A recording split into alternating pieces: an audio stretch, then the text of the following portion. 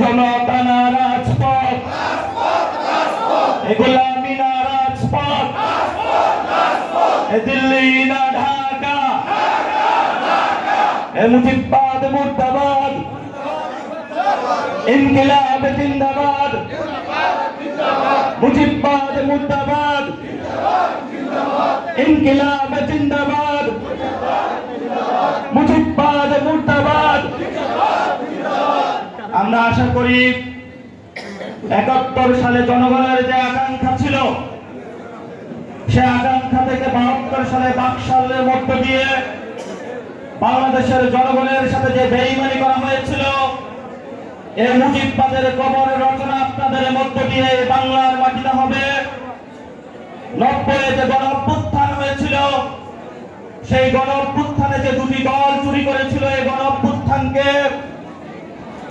সেই গণ অভ্যুত্থানের শক্তি থেকে আমরা আবার স্পিরিট নিয়ে 24-এ আমাদের যে মুক্তি এবং পূর্ণ স্বাধীনতা আমরা অর্জন করেছিলাম, সেই স্বাধীনতার একজন শক্তি এবং সৈনিক হয়ে আগামীতে আপনারা আপনাদের চেয়ারে বসে দক্ষ প্রশাসকের ভূমিকা অবতীর্ণ হয়ে বাংলাদেশের জনগণের যে সমস্যা তার সমাধান দিয়ে বাংলাদেশ রাষ্ট্রকে একটি অনন্য মর্যাদায় নিয়ে জনগণের যে আবেগ এবং চাহিদা সেগুলোর সমস্যার সমাধান করে বুকে বুক মিলিয়ে কাঁধে কাঁধ মিলিয়ে একটি নতুন বাংলাদেশের প্রত্যয় এবং বাংলাদেশ পুনর্গঠনে আমরা আমাদেরকে নিয়োজিত করব। এক্ষেত্রে আগামীর শক্তি এবং সংগঠক যারা রয়েছেন, আপনারা পৌর কাউন্সিলর হয়েছেন জনগণের ভোটে, আপনাদেরকে এটা কেউ টিকিট দিয়ে যায় নাই। জনগণের প্রত্যেকটি ঘরে ঘরে ঘরে তাদের সমস্যা সমাধান করবে রক্ত দিয়ে ঘামের বিনিময়ে প্রত্যেকটি ভোট আপনারা অর্জন করেছেন।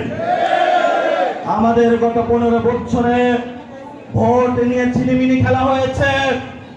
বাংলাদেশে আগামীতে যারা আমাদের ভোটের অধিকার করে কেড়ে নিয়েছিল, আপনাদেরকে আজকের এই সমাবেশে আসতে বাধ্য করেছে। সেই শেখ হাসিনার বিচার ব্যতীত, আওয়ামী লীগের বিচার ব্যতীত এবং যারা ডিরেক্টলি ছাত্র জনতার উপরে গুলি চালিয়েছিল তাদের বিচার ব্যতীত আমরা কোনো ইলেকশনে আর যাব না। আপনাদেরকে কমিটমেন্টে আসতে হবে।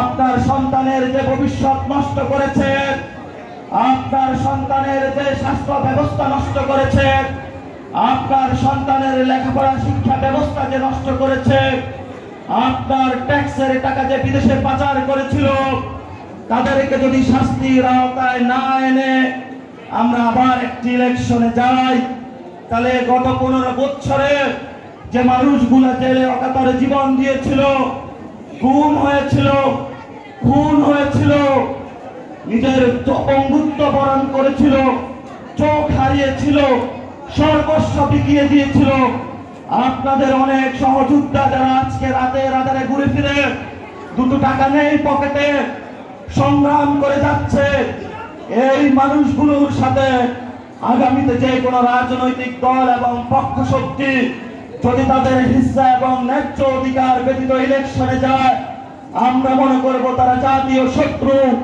এবং জনগণের কাছে তারা বেঈমান হিসেবে পরিচিত হবে। আমরা 71-এর বিচার এখনো বুঝতে পাইনি।